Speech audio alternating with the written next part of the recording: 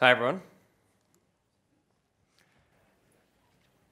So, we all greatly value our freedom, but there are many threats today to the future of freedom around the world. And I'm here to talk to you about the role that technology can play in promoting freedom and democracy and capitalism and many of the other pillars of a free society. I will focus on some of the most promising technologies today, in particular those that enable what's called decentralized applications. And I'll explain what those are, as well as dive into the types of applications that we can actually enable that can help us be more free. So a little bit about me. My name is Ryan Shea. I am the co-founder of a community and platform called Blockstack for building decentralized applications. If you want to tweet about this presentation, mention me. You can find me on Twitter at Ryan E. Shea. So in Harry Potter, bear with me for a second, I'm about to make a point. In Harry Potter, there are 3 unforgivable curses. And so those 3 are Avada Kedavra, which results in death. There's Crucio, which is torture. And then there is Imperio, which results in total control. And I want to introduce the concept that there is this same equivalent in the digital world. There are 3 digital sins that form the basis of some of the worst things that can happen in the digital world that can allow us to be victims in the physical world as well. And I would like to highlight these 3 as surveillance, censorship, and manipulation. So surveillance is the collection, analysis, and sharing of our information without our consent.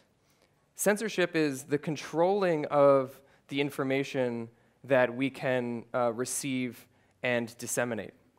And then manipulation is the actual controlling of the types of information, the actual content that reaches us, often with the inclusion of false information that can cause us to change our behavior in ways that we won't even realize it.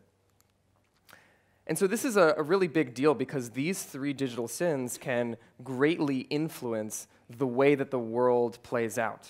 This can greatly influence democracy around the world, and we can take a look at a democracy map from 2017. It's very important, especially in the wake of the recent events of the last couple of decades. You know, we saw the Arab Spring, which was enabled by, in part by social media, and so many other changes of the landscape around the world. It's so important that we get the digital world right. This is the way that we communicate throughout the world. This is the way that we congregate. This is the way that we work together. This is a very strong binding force of humanity.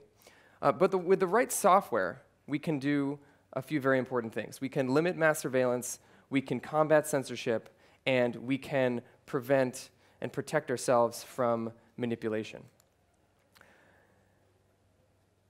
I'm going to go into exactly what decentralized applications are, but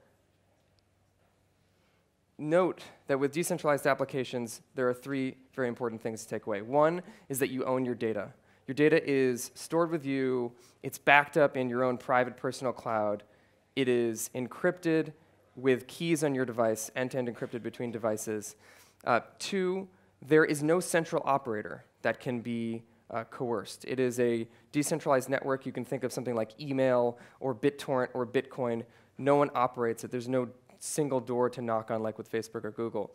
And the third thing is that you have choice between the different versions of your software. Just like with email, you can choose between Gmail, Outlook, and many other pieces of software. With Bitcoin, you can choose your Bitcoin wallet.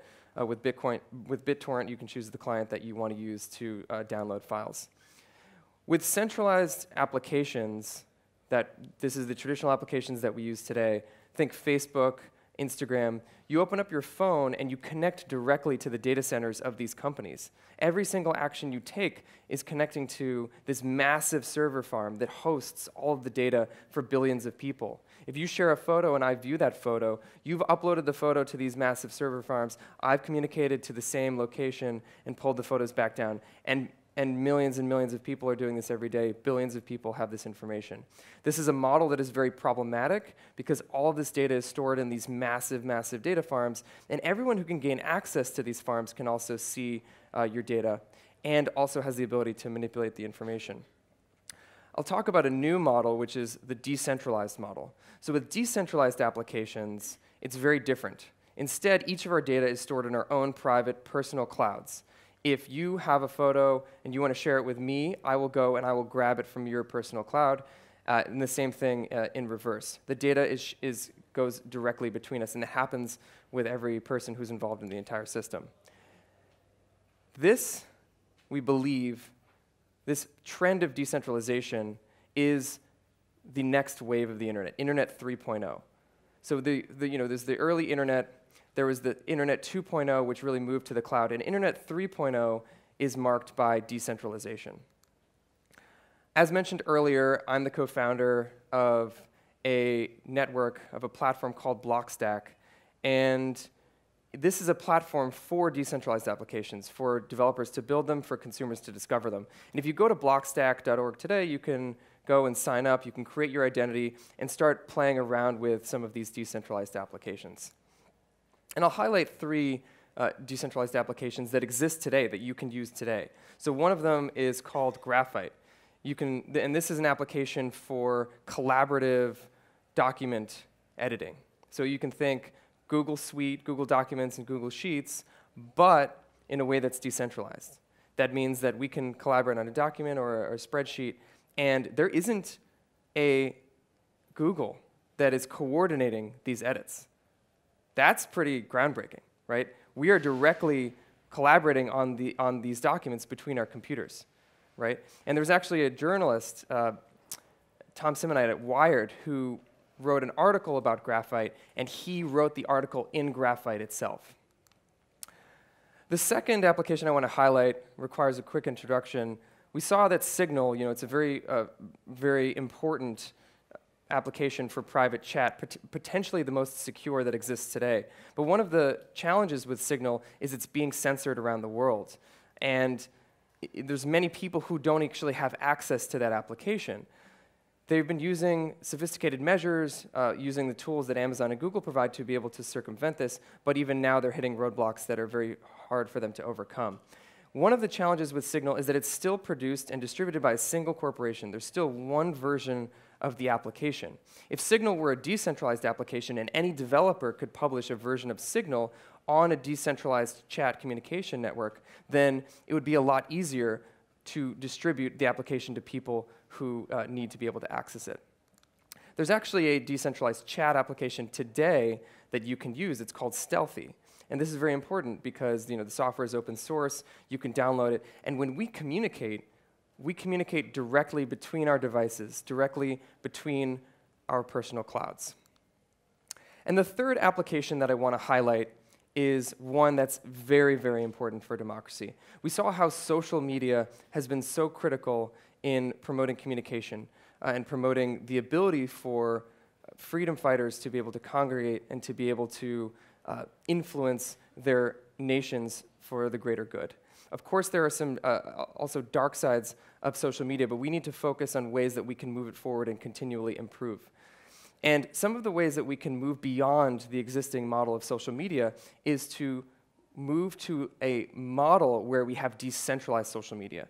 We saw how there are so many great benefits to email being decentralized. We need social media to be decentralized in the same way that email is. If we can do that, then that means we can have a choice of our own software. We can evade censorship. We can have data sharing on our own terms. We can have increased privacy. And when there are challenges to fake news or the way that, that our feeds are being influenced with advertisements in ways that we don't like, we can always switch to a different version of the software on the same network. So you can see how this decentralization of the network and the competition of software between developers is critical to enabling us to move forward and have social media that truly supports truth and truly supports privacy and safety and freedom. And these types of applications mark the future, mark a way forward for us to live in a much more free world. Thank you so much.